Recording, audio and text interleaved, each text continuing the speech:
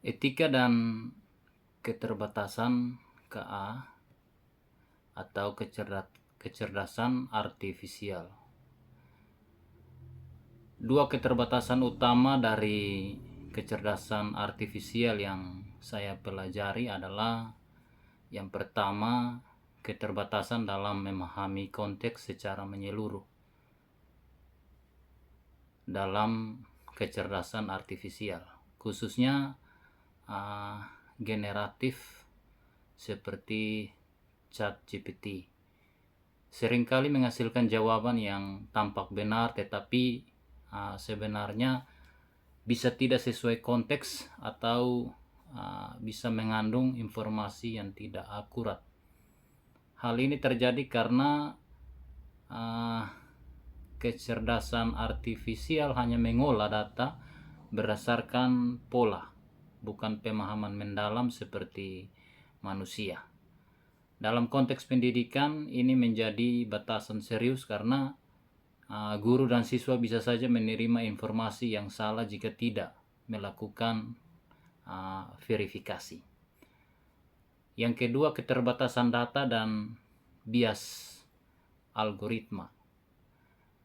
Kecerdasan artifisial belajar dari data yang tersedia, ya.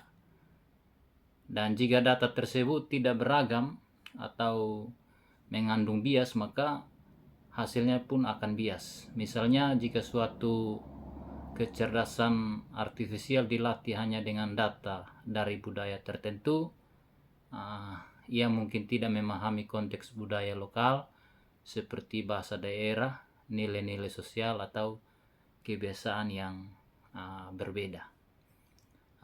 Pendapat saya, keterbatasan ini mengingatkan kita bahwa kecerdasan artifisial bukan pengganti manusia, melainkan alat bantu yang harus digunakan secara kritis. Dan tentu guru dan siswa tetap harus berperan aktif sebagai filter, sebagai penilai dan pengarah dalam penggunaan KA ini. Yang kedua, dampak keterbatasan daripada KA.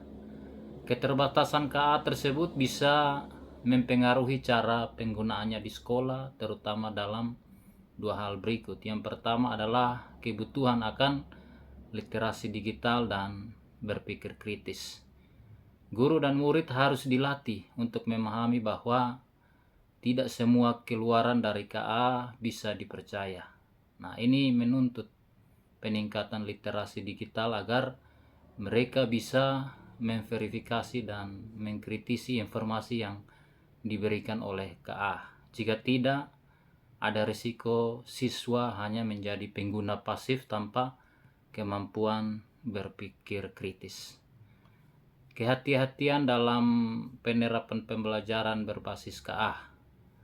Misalnya jika guru menggunakan KA untuk membuat soal, rencana pelajaran atau materi pembelajaran, ia tetap harus melakukan pengecekan menyeluruh terhadap konten yang dihasilkan tanpa pemahaman terhadap keterbatasan KA. Hasil yang diberikan bisa saja tidak sesuai dengan kurikulum atau konteks lokal sekolah. Yang ketiga, prinsip etika dalam KA. Dua prinsip etika penting dalam penggunaan KA di sekolah adalah yang pertama yaitu transparansi.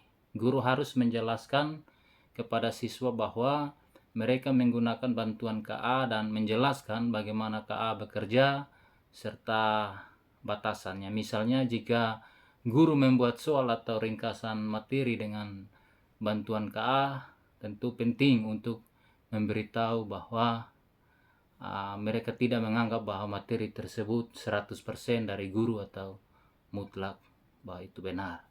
Yang kedua, privasi dan keamanan data.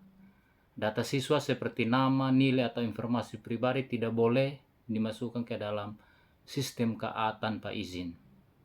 Ya, contoh konkretnya penerapannya di sekolah adalah dengan tidak menggunakan nama lengkap siswa saat menginput data ke dalam aplikasi berbasis AI atau tidak meminta siswa untuk membuat akun di aplikasi KA tanpa pengawasan dan persetujuan daripada orang tua. Demikian hasil presentasi saya ucapkan terima kasih.